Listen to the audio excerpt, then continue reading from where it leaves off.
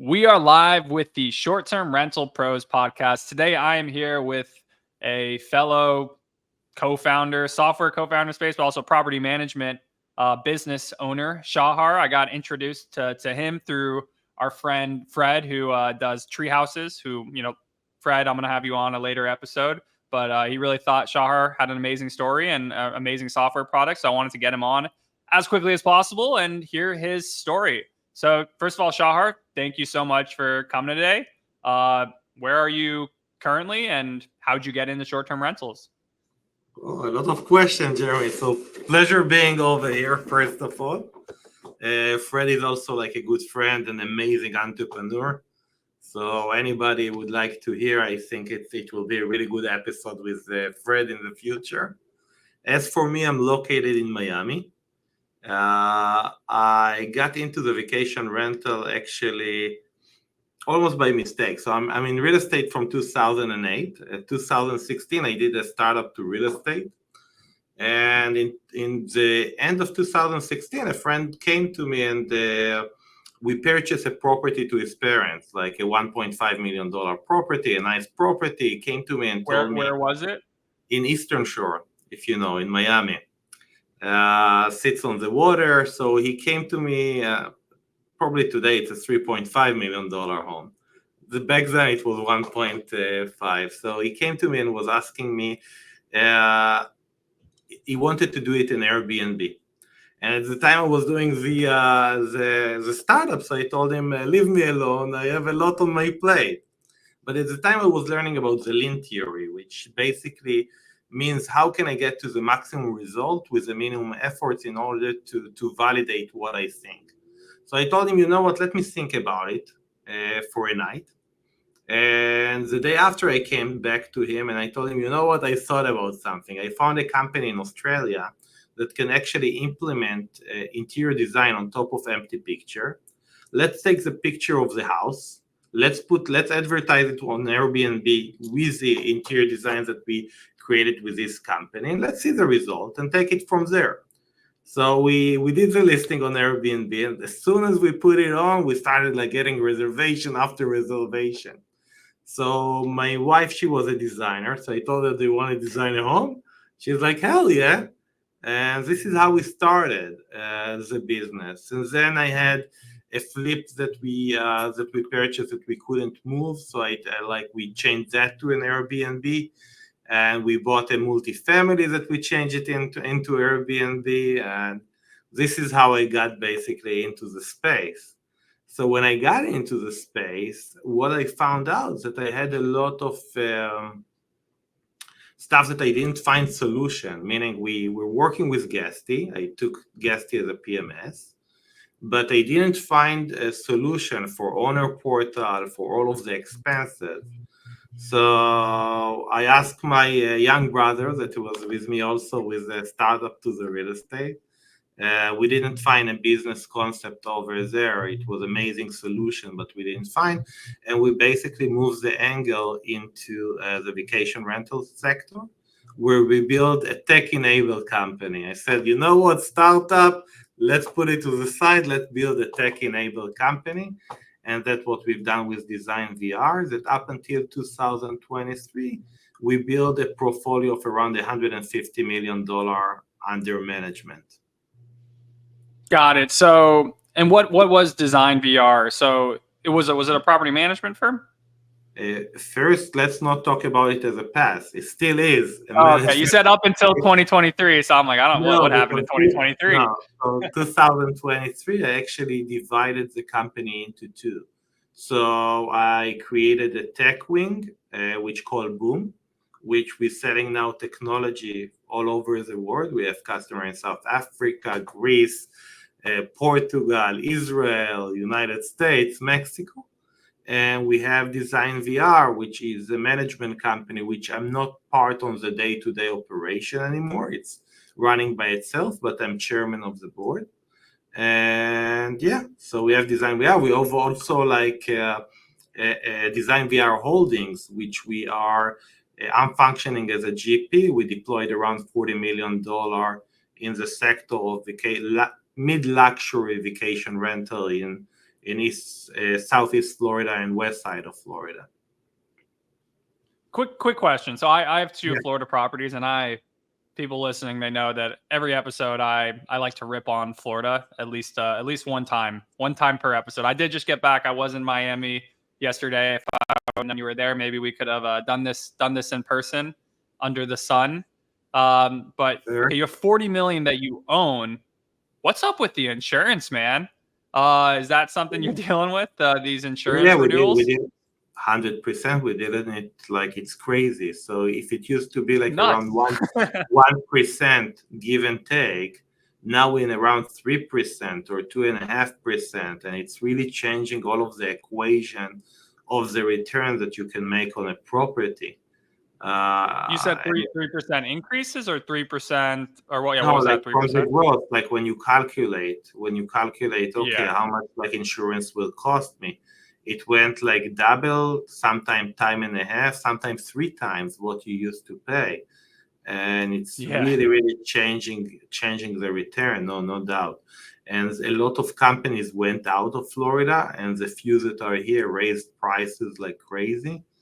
Also, we found one company that we see much better pricing right now. So yeah, Got it. it's definitely Well, you might have to, I'm going to ping you for that one later, because that's the situation we're dealing with, and with our Florida properties that I'm not dealing with elsewhere is like, when I underwrite the property, I usually write insurance as kind of like, a fixed variable. I mean, I assume over time it can go up, but like it's not going to be that material of a part of the investment.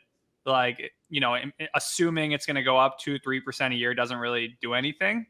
Right. However, doubling and tripling in 1, 2, 3 years, that has like and then the fact that it can do that moving forward, I'm like, well, if it just doubled or tripled in the last 2 years, can it double and triple again in the next 2 years?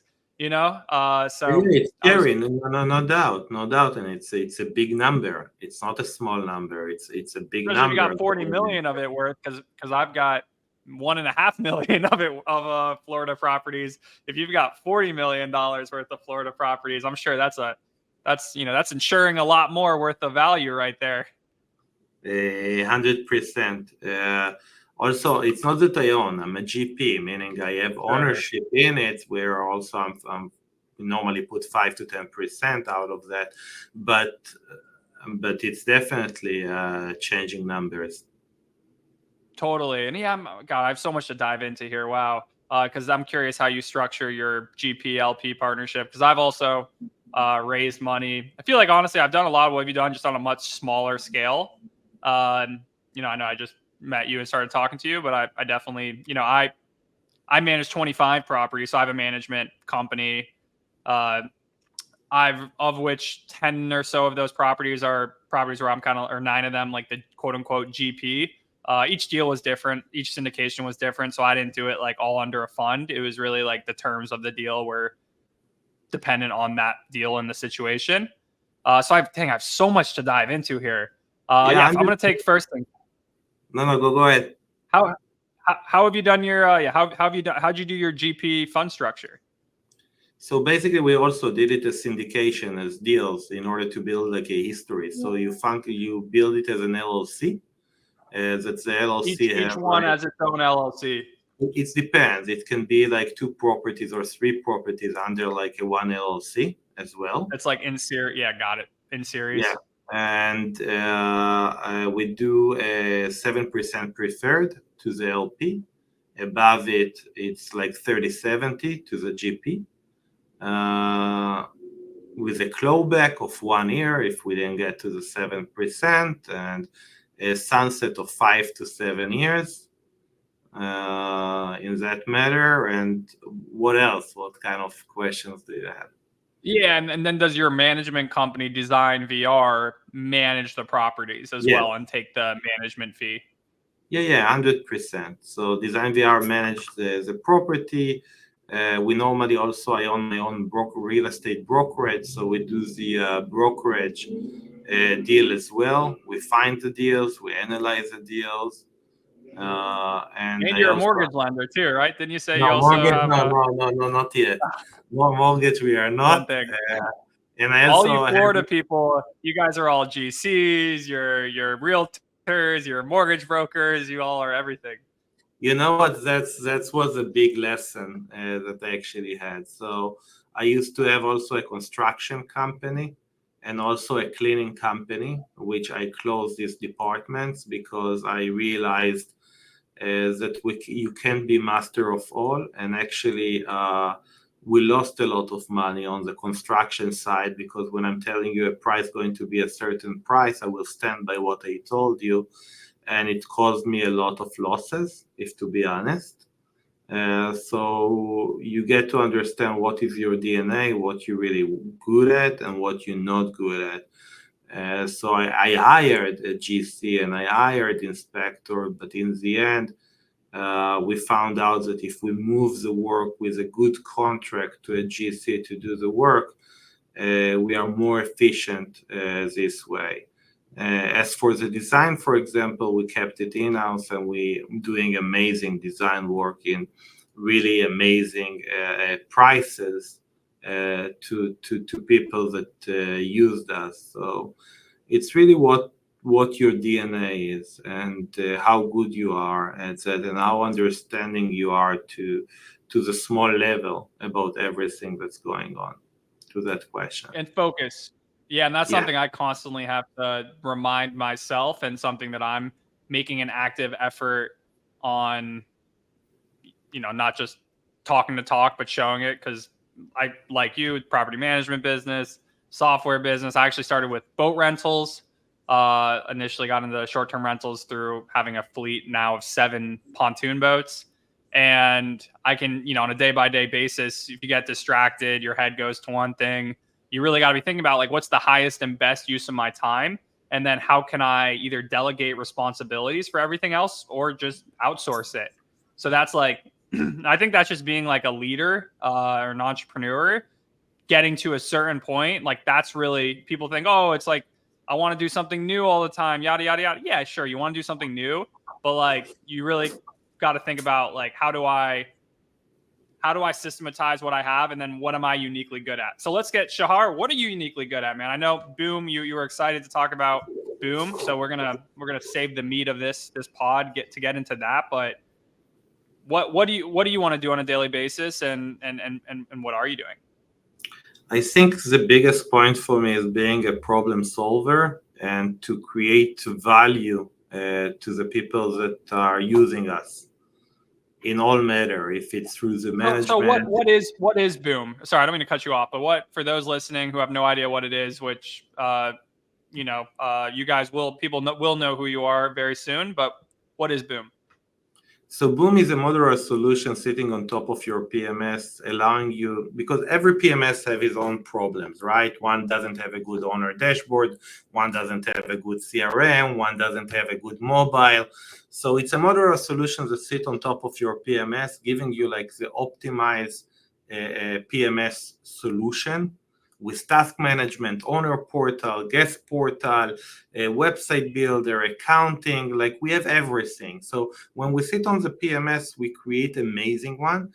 And then on top of that, we give you business intelligence and artificial intelligence. So we are moving away the day-to-day missions that you have, like in customer support, in sales, and give you business analytics in order to understand. For example, Jeremy, if I will ask you, who is your best cleaner that getting the best scores? Can you answer that? Well, you have to define best. What is best? Best is the Best. cleaner that cleans the fastest and gets the best reviews on the cleaning that you have done. Can you tell me who is it? No, I couldn't. Personally, Exactly. I like the cleaners who tell you the problems with your property. That's like the cleaners I like. I The used to thing. like I used to like the cleaner when I'm coming to a house and she's like, "Hey, Mr. Shahar, how are Yeah, you doing?" with a big like let's smile. go. But but in reality,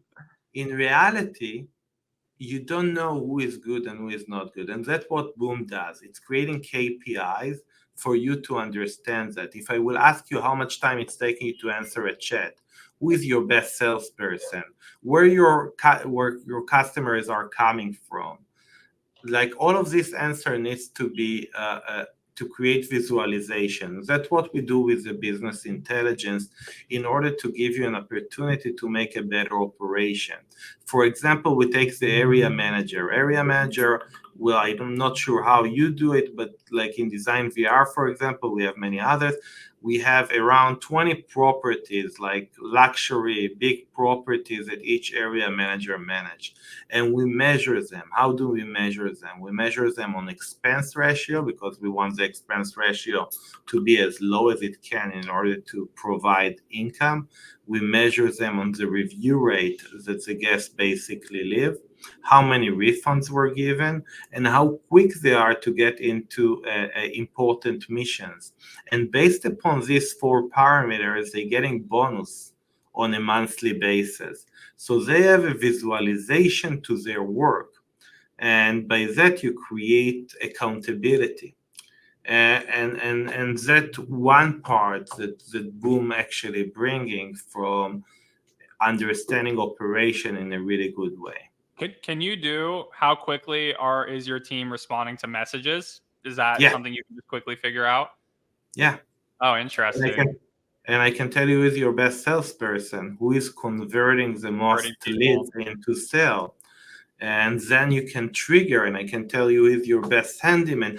And it's really giving you an ability to control your company and using data and not stuff from your stomach. Oh, I feel this way. Because like you want to work with people with numbers, and you want to run after numbers, and you want to create this understanding of what is important to you. So yeah, so you establish KPIs and you're able to track them. So how do you said you work on top of the property management systems? So I have Hospitable, for example. How would I plug into Boom or put Boom on top? We don't have API integration as of yet, but if you work with Guesty, if you work with Hostaway, if you work with Track, we are on their marketplace. So we get the KPI key, the API key, and we are connecting. Easy. Got it. So you don't, and your goal isn't to replace property management systems. It's to really be a bit like a complementary tool. I would say that we are focusing on your workforce. We want to change your workforce. We want to take your cost of operation down. So we started with customer support, then sales agent. I want to be able to give you a bookkeeper, a dispatcher, and basically move all of the online operation to be done by AI agent. And the ability of you to run a company with much smaller amount of people, where you can actually focus on the guest experience. Because as you said, as a property manager, you need to be master of a lot of missions, a lot of stuff happening, right? You're in charge of the maintenance, sales, marketing, like so many facets. And our point is how I can create the best experience to the guest. Because when the guest will have the best experience, you will make ADRs that will be higher. You will have a higher occupancy. And how can I give you the ability to take the day-to-day missions that you're doing and doing by AI in order for you to be focusing on the guest and create much better P&L to your company. Okay, so you said replacing, like, lowering costs, replacing employees using AI. So, for example, you said customer support representatives, sales representatives. For me, virtual assistants is kind of what I call them. Are you able to? And their big responsibility is guest communication. So responding quickly, responding well, showing empathy. How is it? Is it a chatbot that can replace them, or how? Or I don't want to say replace, but is a chatbot that can do that same job, and how is it done? How does Boom replace them? Okay, so first of all, when coming to your company, we understand like all of your history of conversation. When we understand all of your conversation, we understand your policies, we understand your vibe, and we want to answer by the way you answering. And then it's also creating like videos and information of the house. So when a guest is asking, hey, how do I turn on the projector? We will be able to send him, the AI will send him a link to how to use it. So it's understanding the whole, and the way that we are building our software is like one source of truth. So if you were asking me if you can do an early check-in, for example, right? So if you want to do an early check-in, I need to go into the task management, see if I have like a work that needs to be done in order to fix the toilet or in order to fix the shower. Then I need to see that we didn't allow any late checkout. Then I need to see if cleaning was done or any other thing that needs to be done. Meaning I need to go over different systems in order to give you the answer.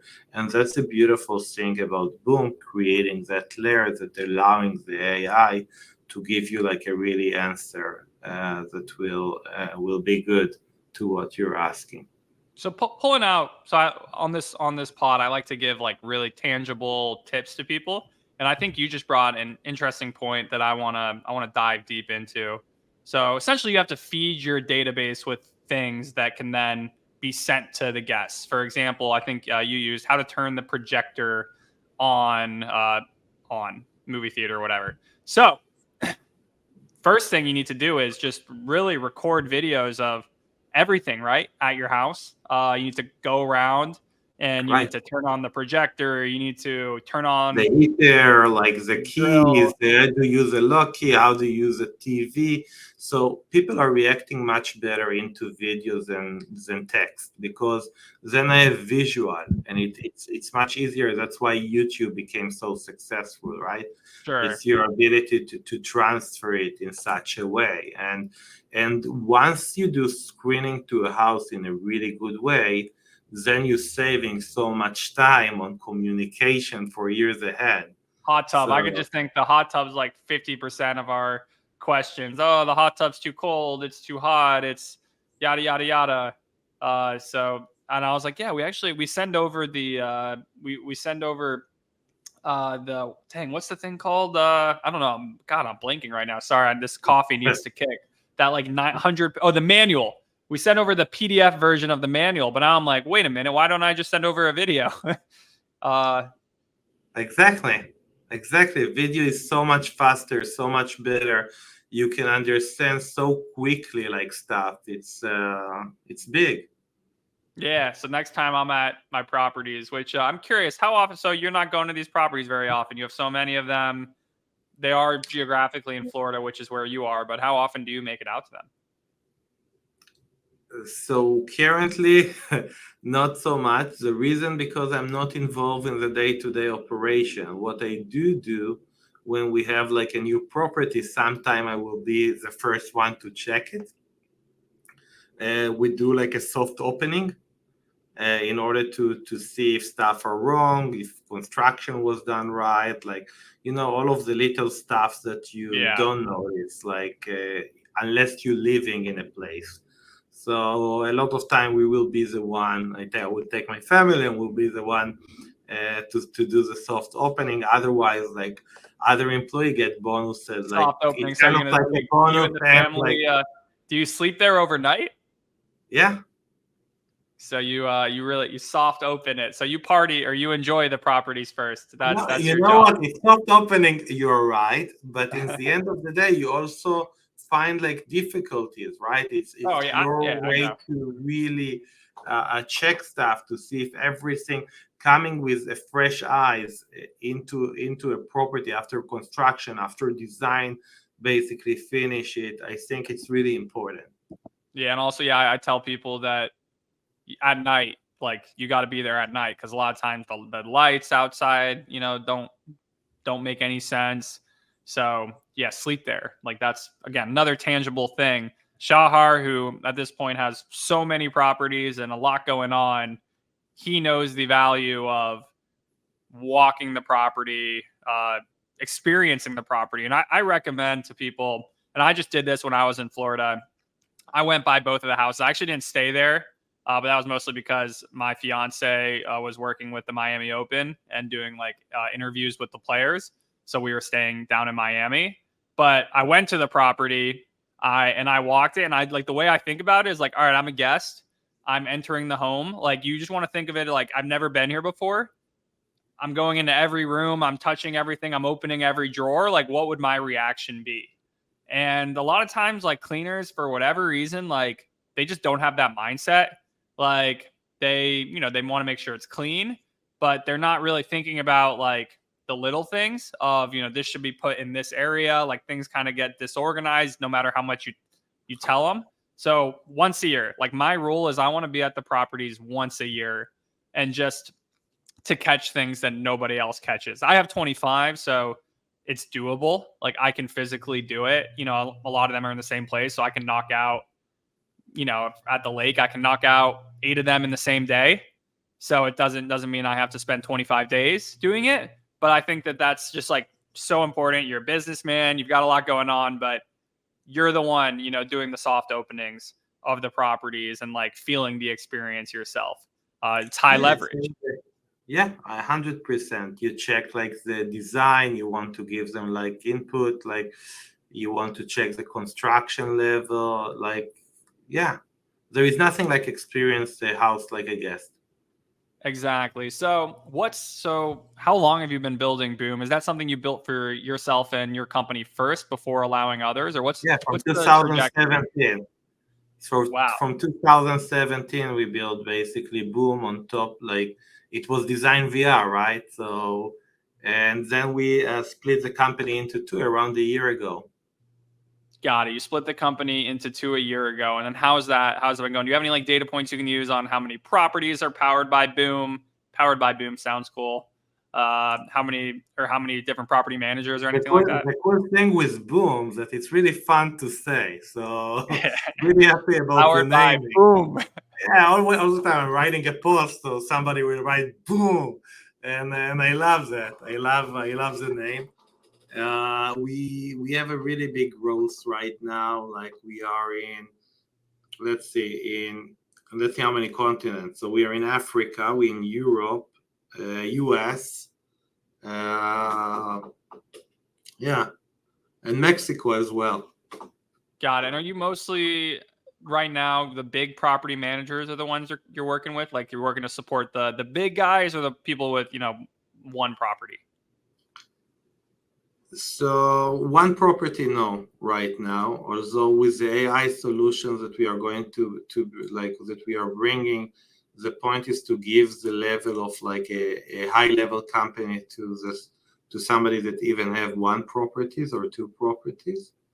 But in reality, our average customer right now will have around 100 doors, which I think it's a set of mind. I think where you want to be. So, for example, one of the biggest developer in South Africa started working with us. So they have 20 properties, but they want to be in the end of the year 500 properties, and by the end in 2 years, like more than 1,000 properties. So it really depends on where you want to take stuff, how you want to look at your company, and how professional you are. So I would say that if you have more than 25 properties, you can definitely work with us. You will feel how important the solution is. And with the right infrastructure, it's helping you really growing and scaling, right? So Exactly. So you guys can help anyone, but those who once you're at 100 properties, like you're looking for solutions that can help you.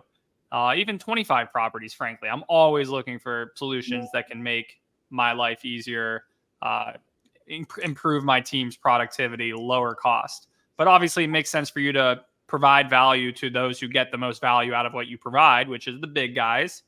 How do you charge per property currently? yes, Or so we charge for property. It depends on the modular solutions that you pick. And on top of that, we are charging for AI solutions that will take the amount of employees that you have. God, so how Down the big road. is you're building all this stuff? How big is your team? In between my companies, I have more than 100 employees. How many's booming? How many on the AI team? We got AI doing everything at Boom, so it's just you. So actually, yeah, no. No, in reality, like it's also a big thing what you just asked, right? Because in reality, AI will allow you to do much more with much smaller amount of people. So the solutions that we build for Boom customers, it's also the solutions that we use as Boom for the outside, if it makes sense. Meaning, in few years from now, not now, but in few years from now, you will have billion-dollar companies that are running basically by a few people, probably C-level people. But that's the future that we're looking at. Because think, for example, who will be your best salesperson, right? So somebody that's answering less than 30 seconds, right? That will argue on a price up until you tell him stop. When you tell him stop, obviously in the parameters that you will let him to do on, it's if you say no, he will give you comparable that will be like matching like something cheaper or something more expensive. And if you say, you know what, not this year, I went with somebody else, next year, when it will come closer to the date, you won't forget to ask him, hey, are you coming again to visit your family? And if it's somebody from Portugal, I will speak with him in Portuguese. If it's somebody from China, I will speak Chinese. It will speak to him in different habits, because somebody from Portugal have different style of negotiating from somebody from United States. So also the tone and the levels that you're answering. It will work 365 days a year, 24/7, no sick time, no benefits. So that's the huge benefit of an AI, basically. Compared to a human worker. Totally. But what we are good is, how do I create growth? How to create strategic? How do I take the DNA of the company and giving the AI the ability to do it? How do I do the small modification that really can improve? So that's where we will get into it. Yeah, I actually, thinking about that, I gave the task to one of my virtual assistants, customer support representatives, that, hey, reach out to all the previous guests at this property and inform them that the owner has opened up the summer calendar. It's March. The owner had just given me the green light for the summer, so we want to let the previous people know. And like that was a really manual process to click through every reservation and go in. Hey, hope you've been doing well. Just a remind, probably took them an hour and a half. I was like, this could take AI. I could have just literally that message I wrote, I could have just, whatever Boom GDP'd it and bang, it would have been done in 3 seconds, Boom. Yeah. It would have been boomed. Yeah. Exactly. Yeah. So obviously you've got, I think it's really cool that, so you built, and what was your previous experience? I know you said you've been in real estate in a while. Prior to that, $1.5 million house that turned into a $3 million house. What were you doing before that? So I've done a lot. I had like retail in 28 states in United States. I had an e-commerce business. I had an SEO business. I had a laboratory of computers. Shahar's a hustling Israeli. We had Yeah, Asaf, yeah. Asaf Karman on Turnover BNB? No, No? Oh, we've had him no, on. He's Israeli too. He lives in Hawaii. You Israelis really. love your tropical American destinations. You You guys like aren't the gonna come song, hang out with me in New York? Come on. I know we like it in New York too. And I have Israeli relatives, but I respect the living crap out of Israelis for a multitude of reasons. But one of them, just like the hustle, it seems like you have that in you, that you've done a lot. So you Thank happy you. that you got into short-term rentals? You've been doing a lot of different things. Was that, and then someone listening, should they get into short-term rentals? And if so, do you have like a piece of advice for them? Yes, love what you do. Find passion in what you do. If you So you're love, like, happy. You're happy. Short-term rentals you were doing retail, 28 I'm states. super happy. I love real estate. I love hosting. I love problem solving. So for me, it's answered a lot of my needs. to be honest, and I find a lot of passion in it. So I love what I do. By the way, in Boom, I have both of my brother in the company. So I love it. We have a lot of friends, a lot of family in with the same core values and the same vision. And when you love what you do, that's when a magic happens. So if I would have Exactly. to give advice to somebody, love what you do, because we work so much time out of our life, and it's much better like to do something that we love, that we don't feel like, oh my god, I have to do it again. So if that's the feeling, don't do it. If you love what you do, it's make all of the difference. I couldn't agree more. And what tips, again, you have that management operator standpoint, you have that owner hat, and now you have that software provider hat. Someone looking to get into short-term rentals in 2024, what advice would you give them other than love what you do? Find your niche, find what you can bring to the industry that is a little bit different than others.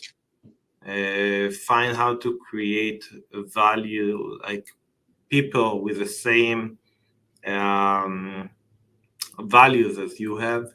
Like the team that's surrounding you is really, really important in your ability to bring dream into life. And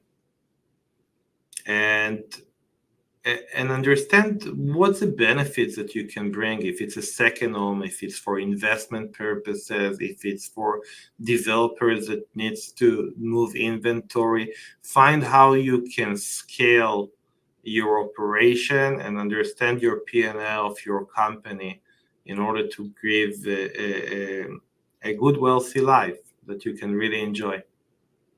Amen. That's all we want. So what can we be anyone who's curious about Boom, how could they learn more about you? Through LinkedIn, I posting on LinkedIn a lot, Shahar Goldboim, through the URL boomnow.com. And And schedule then also a demo with a team. I think it will be great to know the product. gotcha. So Yeah, yeah, one question, not to backtrack a little bit before we cut off here. What also advice for those? I know you built a property management business.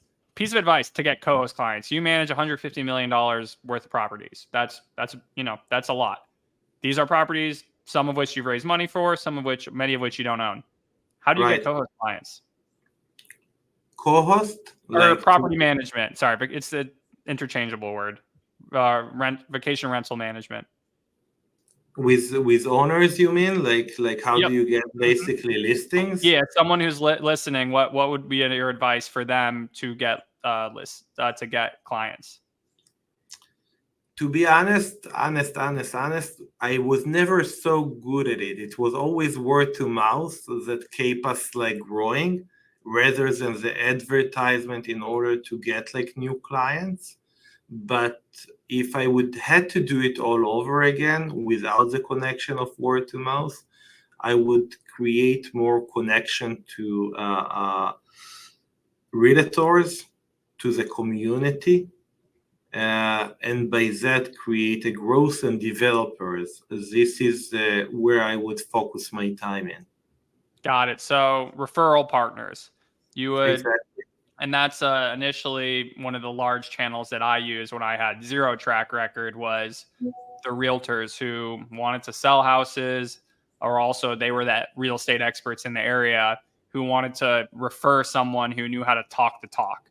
And that's why they connected people with me, because, just to have a conversation and be like a value add connection. 100%. And I think in general in business is how do I create win-win situation? And once you create a win-win situation, you create a long-term relationship. So for a realtor, just for example, if he can make the sale and can make the purchase, and I'm not touching him I'm not touching his client on that aspect, and he creates value to his client because they can make more money from rental, then it's a win-win situation for him, if you get referral fee, right? So how do I create this win-win situation and know how to present it? And Got then it. you create the growth. All about win-wins. Y'all heard it here first. So follow Shahar. Me and him are connected on LinkedIn. So connect to both of us. We'll make sure to post this podcast too when it's live. So I guess you wouldn't see that post because sorry, I digress. But Shahar, man, and yeah, anything else? Any other tidbits you wanna leave us with today? And I appreciate you being on, man. I'm really happy. I enjoy the conversation, Jeremy. I really enjoyed it. Likewise. Well, I look forward to continuing to follow Boom's progress, and I need to get booming myself. Admittedly, I'm not booming currently, but I should be booming soon. So, gonna check that out, and yeah, everybody, stay tuned for the next episode of the Short Term Rental Pros podcast.